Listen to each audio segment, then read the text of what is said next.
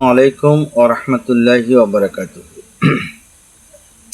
আন আবি হুরায়রা রাদিয়াল্লাহু তাআলা আনহু আন নবী সাল্লাল্লাহু আলাইহি ওয়াসাল্লাম ক্বালা আয়াতুল মুনাফিকি সালাসুন ইজা হাদাসা কাযিবা ওয়া ইজা ওয়াআদা আকলাকা ওয়া ইজা ইতুমিনু খানা।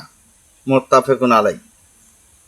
হযরত আবু হুরায়রা রাদিয়াল্লাহু তাআলা থেকে বর্ণিত হাদিসটি তিনি নবী করিম সাল্লাল্লাহু আলাইহি সাল্লাম থেকে বর্ণনা করেছেন।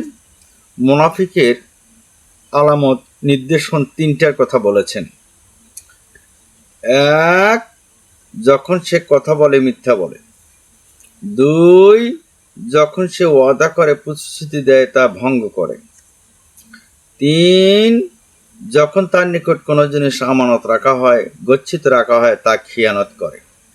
এই তিনটার কথা এখানে আলোকপাত করা হয়েছে।